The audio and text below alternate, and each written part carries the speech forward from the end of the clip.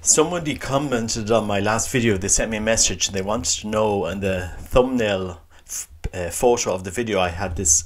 They didn't know what it was that I had posted there, because I'm comparing, the identity of the Orthodox with the Catholics, and they weren't sure what I was posting there or where it was from. And I suppose I'm just going to give a brief understanding of what that photo is, and I'm just going to post it here so people can understand what it is. There's a place in Ireland called Lough Derg, and it's where people go on pilgrimage, and usually you would spend 3 days there. The first day you would have a vigil, you're not sleeping. You only eat bread and water, bread and tea. You don't sleep the first night.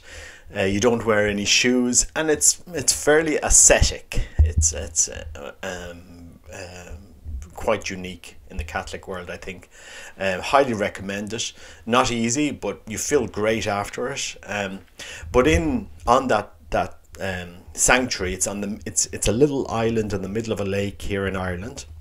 On that sanctuary, there's a little chapel on the shore, and then there's a little chapel inside the island as well, St Mary's, and then there's a big basilica.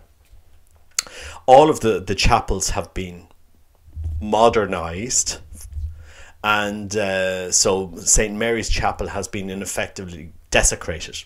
The altar has been removed from the sanctuary. They've put partitions in there. They use one side for people to write intentions. The other side, they have what they consider some artistic thing for the Eucharist. Really, this is what has happened in Ireland.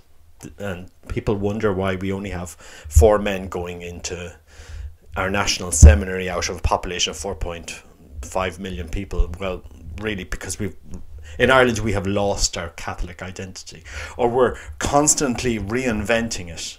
We're constantly, okay, it's not working, so let's do something else. So young people aren't interested in the faith. Well, let's put together something and give it out to them free, and whoever wants to come along. There isn't any discussion about our Catholic identity. And I'm not saying everything over the course of Catholic history in Ireland was in a great place. But we've thrown out indiscriminately practically a lot of the stuff that was working very, very well in Ireland, and embraced this modern new structures, whatever they are, because every place it's reinvention. And Lough Derg is one of these places where you go and you see this reinvention. For example, you go into their bookstore. They have a bookstore there, and it's self-help, mindfulness. I have some photos there of their bookstore, and God knows what they're selling. Was there a life of the saint? The life of the various saints, the Irish saints, Saint Therese, the Irish, some mystics. Was there good Catholic books to read? No, it was very, very, New Age. Actually, what struck me about Lough Derg, in a sense, was the amount of New Age, how it was a New Age culture had really infiltrated the place, and that it's Catholic New Age. In many ways, and so other ways not, in some ways yes. So I mean, it's just, especially how we treat the Eucharist. It's like, here's a nice little sculpture, and please feel yourself comfortable and look at the sculpture. Now, I know some people might say, oh, well, I quite like that chapel and I quite think it's nice. But in an age where the Eucharist is no longer believed in or understood or appreciated or loved, in an age where the majority of Catholics in Ireland, baptized Catholics, don't even take the decision to get up out of bed and go to Mass anymore. They don't understand that Eucharist, the Eucharist, which comes from the Greek to give thanks, because we're giving Eucharistia, the body of our Lord Jesus Christ. Take this, all of you, and eat it. This is my body, which has been given up for you. Hoc est enim corpus meum quod pro vobis tradetur. That great mystery is not understood in the church anymore. by laity, by most laity. And those who should be teaching us and educating us about the Eucharist, those who have spent years studying the faith, are making decisions that they think will renew the Eucharist, and it's not happening. Where we need to bring this back to each parish in Ireland to teach our children, bring our children to Mass, kneel and receive the Eucharist on the tongue. Show people that we're able to understand that this mystery is far greater than anything we have on earth. I mean, I could go on and give examples like this, because you go around Ireland and at the end of the day you just get frustrated. I actually wrote to the abbot of Lough Derg, what have you done to that church? And they said, oh well, we got a designer in, or an artist in, and he created this and so forth. I mean, there wasn't even a cross above the Eucharist, above the whatever it was very bizarre. The Eucharist isn't something we put in to display art. Art should be designed to elevate the Eucharist. If you look at a monstrance, it is so beautiful. We always had that beautiful tradition that we always reserved the most beautiful and sacred and valuable that touched the Eucharist. The ciborium, a gold ciborium, a gold chalice, because we appreciated the value of the body of our Lord. When he was placed in the tomb, they didn't put him in any old tomb. They didn't use any old cloth to embalm him. It really is frustrating for me as a Roman Catholic, to see what we've done to our Irish heritage. We didn't have to destroy our churches. We don't have to destroy our altars. I don't need a priest to perform the Mass to me looking at us. You can turn and face the cross and pray and lead us in prayer and teach us to pray and show us the sacredness of the Eucharist. It really is sad that, in a sense, we've looked for this increased participation, and all we've had is less participation and less understanding of the Eucharist. So anyway, that's the explanation of that particular photo, and in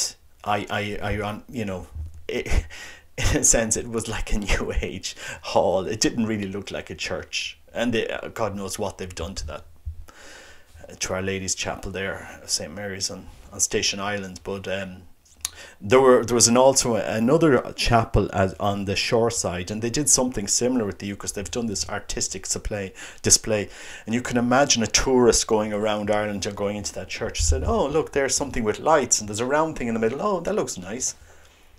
No altar there, no cross.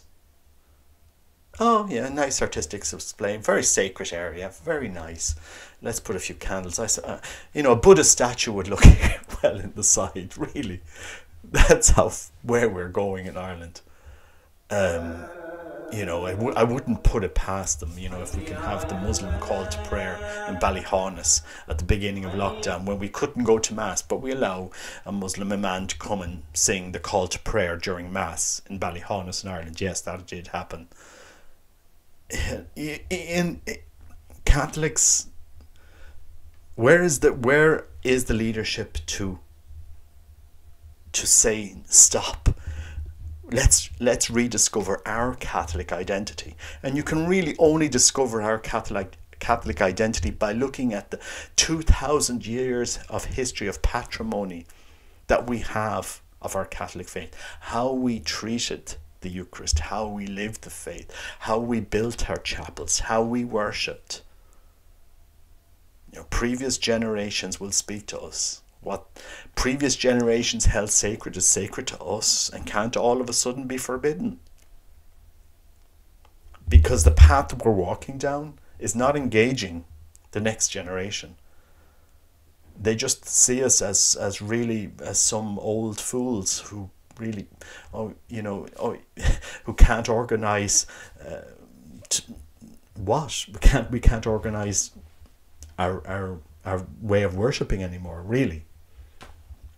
Whereas if you go to the Orthodox Church, or the Eastern Catholics, I've often gone there. If I'm ever traveling and there's an Eastern Catholic chapel, I will always go there and look at their liturgy. Beautiful, beautiful liturgy. I mean, who could not be in awe with how they have their chapels? It's absolutely beautiful. It's stunning.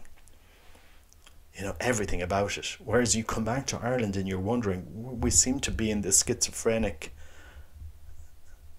I don't know, that, okay, I mean, if anything that existed 50 years ago, we can't leave our chapels. We have to get rid of our statues, get rid of our altar rails, get rid of our high altars, make sure we have as many Eucharistic lay ministers, and do it. We always have to change for change's sake. And all the while, our chapels are getting emptier and emptier. Our funds are going down. Our vocations are disappearing. Religious life is disappearing. Our monasteries are closing.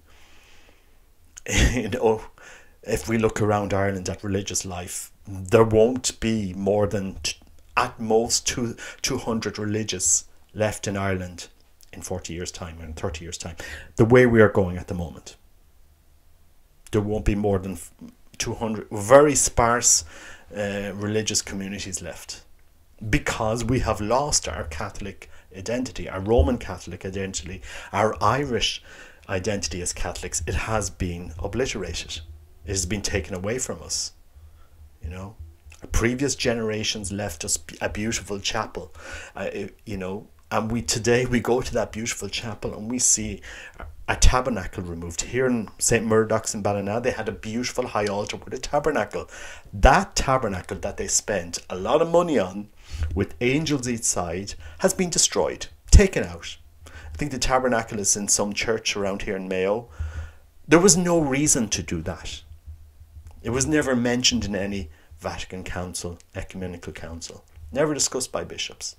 Anyway, sorry to rant on, but this video is just to explain that photo of that Eucharistic display that they have in Lough Derg, so that people can understand, yes, this is the Catholic faith in Ireland today, that doesn't engage next generation.